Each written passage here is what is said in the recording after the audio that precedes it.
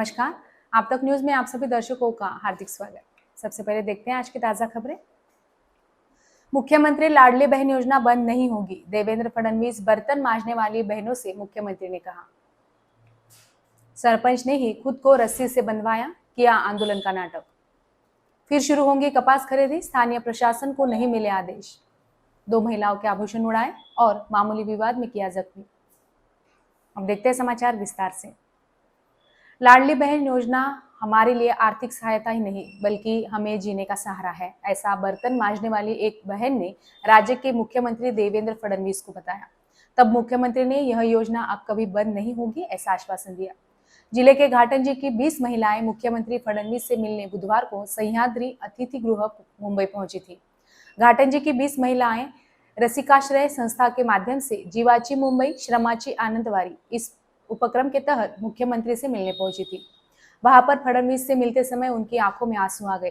कहा, बर्तन मांजकर 500 रुपए प्रति माह मिलते हैं, ऐसे में घर कैसे चलाए, ऐसा सवाल उन्होंने मुख्यमंत्री के सामने किया। मगर लाडली बहन योजना आने के बाद बड़ा सहारा मिला, ऐसा बोलते समय एक बुजुर्ग महिला का मन भर आया। मुख्यमंत्री ने उनकी भावनाएं समझकर लाडली बहन योजना कभी बंद नहीं होगी, इससे भी ज्यादा सहायता कैसे की जा सकती है, इसका विचार करने का आश्वासन दिया। यह महिलाओं के लिए सौगात नहीं बल्कि जीवन में ध्यान में रहने वाला अनुभव है। महिलाओं ने मुख्यमंत्री से कहा कि उन्होंने कभी हवाई जहाज नहीं देखा था, मगर अब उससे यात्रा भी की। बीते 2 दिन स्वर्ग में पहुंचने का एहसास मिला है, ऐसा भी एक महिला ने बताया। इस समय महिलाओं ने एक और अनुरोध मुख्यमंत्री से किया कि सम्मान निधि के रूप में 10,000 रुपए यह हर वर्ष मिलते रहे, जिस पर मुख्यमंत्री ने सकारात्मक प्रयास करेंगे ऐसा आश्वासन दिया। 65 के ऊपर की वृद्ध महिलाएं लाडली बहन योजना के लिए पात्र नहीं है, जिससे उन्हें निराधार योजना का लाभ देने की बात भी उन्होंने स्पष्ट की। घाटंजी की रसिकाश्रय संस्था ने इन बर्तन मांजने वाली महिलाओं के संघर्ष की कहानी मुख्यमंत्री को बताई, जिसके बाद संस्था की सराहना सीएम ने की। राज्य के करीब जनता का जीवन अच्छा करने के लिए सरकार कटिबद्ध होने की बात उन्होंने कही। इस समय महिलाओं के चेहरे पर खुशी झलक रही थी। मुख्यमंत्री से मिलना एक सपने के जैसे है, ऐसा महिलाओं ने बताया। पुसद के एसडीओ और पंचायत समिति कार्यालय पर सांवर गांव के सरपंच को नकारा, बेईमान कहकर रस्सी से बांधकर गांव के पुसद के एसडीओ कार्यालय तक लाने का मामला सामने आया था। अब अधिकृत सूत्रों का दावा है कि इस मामले में सरपंच ने खुद को रस्सी से बंधवाकर आंदोलन करने का नाटक किया था। यही कारण है कि घटना के 24 घंटे बाद भी किसी गाँव वाले के खिलाफ कोई मामला दर्ज नहीं किया गया। गौरतलब है कि 11 फरवरी के दोपहर को सरपंच को रस्सी से बांधकर एसडीओ और पंचायत समिति कार्यालय लाया गया था। प्यासे नागरिकों को पानी देकर इस समस्या का निवारण करने की मांग की गई। इस समय महिलाओं ने खाली घाघर मोर्चा निकाला। राज्य के मृदा व जल संसाधन विभाग के मंत्री संजय राठौड़ व राज्य मंत्री इंद्रनील नाइक से कहकर यह समस्या सुलझाने की मांग की गई। उल्लेखनीय है कि इस गांव में 3 वर्ष से जल जीवन मिशन का कार्य ठप है। इस कारण लोग प्यासे हैं। इसी के चलते सरपंच से मिलीभगत कर गांव वालों ने सरपंच को बेइज्जत करने का इस प्रकार नाटक रचकर लोगों का ध्यान आकर्षित करने का प्रयास किया, मगर इसमें उन्हें कितनी सफलता मिलती है यह आगामी दिनों में पता चलेगा। यवतमाल जिले में कृषि उपज की खरीदी महत्वपूर्ण है। 6 फरवरी के बाद से जिले समेत पूरे राज्य में सोयाबीन की सरकारी खरीदी बंद होने से किसानों में खलबली मच गई थी। विभिन्न किसान संगठनों द्वारा सोयाबीन खरीदी प्रक्रिया की मियाद बढ़ाने की मांग हो रही थी। इसे देखते हुए केंद्र सरकार द्वारा महाराष्ट्र समेत अन्य कुछ राज्यों में सोयाबीन खरीदी की समय सीमा बढ़ाने का निर्णय लिया है।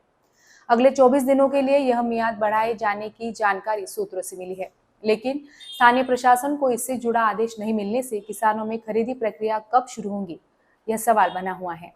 स्थानीय प्रशासन को आदेश मिलने में जितना विलंब होगा, उतना ही किसानों का नुकसान होने की संभावना है। उल्लेखनीय है कि खरीफ मौसम 2024-2025 में नाफेड द्वारा सोयाबीन खरीदी के लिए पंजीयन प्रक्रिया बीते नवंबर माह में शुरू हुई थी और यह पंजीयन तथा खरीदी प्रक्रिया 6 फरवरी को मियाद समाप्त होने से बंद हो गई थी, जिसके चलते जिले में 2 लाख क्विंटल से अधिक सोयाबीन किसानों के पास पड़ा है। खरीदी प्रक्रिया बंद होने से पहले नाफेड द्वारा जिले के कुल 15 केंद्र पर 5.50 लाख क्विंटल से अधिक उपज की खरीदी की गई। जिले के 32,037 किसानों से यह उपज न्यूनतम समर्थन मूल्य 4,892 रुपए दाम के अनुसार खरीदी किया गया। सरकारी केंद्र पर उपज की बिक्री करने वाले 18,705 किसानों को उनके पैसे दिए गए हैं, तो 13,368 किसानों को उनके पैसे नहीं मिले हैं। इस माह के अंत तक सभी किसानों को उनके माल के पैसे मिलने की उम्मीद है। सरकारी खरीदी प्रक्रिया बंद होने का लाभ जिले के निजी व्यापारियों द्वारा उठाए जाने का आरोप है। जिले में निजी बाजार में सोयाबीन को केवल 3,800 से 4,000 रुपए प्रति क्विंटल दाम मिल रहे हैं, जिसके चलते किसानों में मायूसी छाई हुई है। करीब 6 दिन बाद केंद्र सरकार से सोयाबीन खरीदी की समय सीमा बढ़ाने का निर्णय लेने से किसानों को राहत मिली है। आप तक न्यूज में अब वक्त है छोटे से ब्रेक का। देखते रहिए आप तक news. Zara collection latest trend की शॉपिंग के लिए ज़ारा कलेक्शन अलग अलग वैरायटीज में दुल्हन ड्रेस लाचा, नायरा पैटर्न, गरारा, Alia cut, cross top, trouser pattern, high quality dresses से बेहतर लुक दिखाई देता है। आज के फैशन युग में सारी नई वैरायटीज ज़ारा कलेक्शन में lycra, georgette, organza, Patiala, dress material, readymade dress, cut piece, work, velvet, salwar suit, cotton printed brasso, matching कपड़े, रंगी बेरंगी दुपट्टे, लेगिन, लेस, सैटिन, मैजिक कपड़ों के साथ ही digital print, crash printed, clap plain net cotton. Fashion के मुताबिक खुद को बदलो।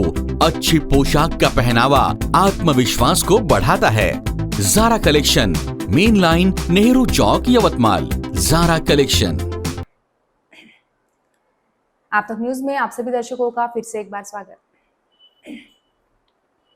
बस से यात्रा के दौरान 2 महिला के गले से 33,000 रुपए कीमत के 6.5 ग्राम सोने के आभूषण चोरी होने की घटना सामने आई है। यह घटना 11 फरवरी की दोपहर को 1 बजे उमरखेड़ बस स्टैंड पर उजागर हुई। हाथगांव तहसील के जलगांव निवासी सुशीला दत्तराव पवार ने घटना की शिकायत मंगलवार को उमरखेड़ थाने में दी। शिकायत के मुताबिक फरियादी महिला और उनके साथ शिल्पा बंजारे यह दोनों उमरखेड़ से नांदेड़ बस में यात्रा कर रही थी। तभी अज्ञात चोर ने मौका देखकर फरियादी के गले से 4 ग्राम सोने का मंगलसूत्र कीमत 20,000 रुपए और उनके साथ यात्रा कर रही शिल्पा के गले से 2.5 ग्राम सोने का मंगलसूत्र कीमत 12,500 रुपए, ऐसा दोनों महिला के 32,500 रुपए के जेवर चुरा लिए। यह बात मंगलवार की दोपहर को 1 बजे दोनों पीड़ित महिला के ध्यान में आते ही उन्होंने उमरखेड़ पुलिस में शिकायत दी। उक्त शिकायत पर से मंगलवार की दोपहर को 3 बजे अज्ञात चोर के खिलाफ अपराध दर्ज किया है।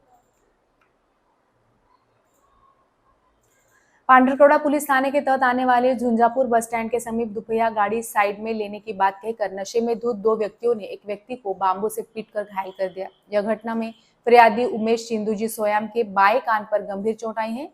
इतना ही नहीं तो हमला करने वाले दोनों आरोपियों ने फरियादी को जान से मारने की धमकी भी दी। घटना के बाद फरियादी उमेश सोयाम ने इसकी शिकायत पांडरकौड़ा पुलिस थाने में दी। पुलिस ने आरोपी विवेक गंगाम और उसके साथीदार के खिलाफ मामला दर्ज किया है। और आइए फिर से नजर डालते हैं आज की मुख्य खबरों पर।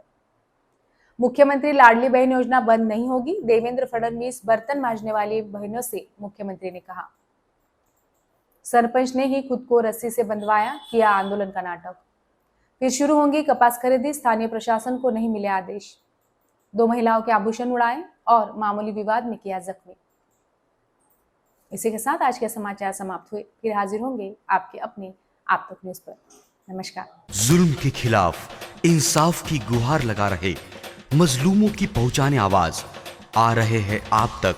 शहर की हर हरकत पर नजर है। अगर भ्रष्टाचार को उजागर करने की आप में हिम्मत है तो आ रहे हैं आप तक।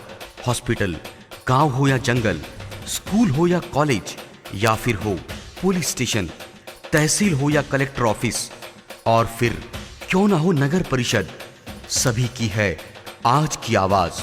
मुझे इंसाफ चाहिए तो आ रहे हैं हम आप तक न्यूज यवतमाल, बोरुंडिया कॉम्प्लेक्स, विवेकानंद विद्यालय के पास, यवतमाल।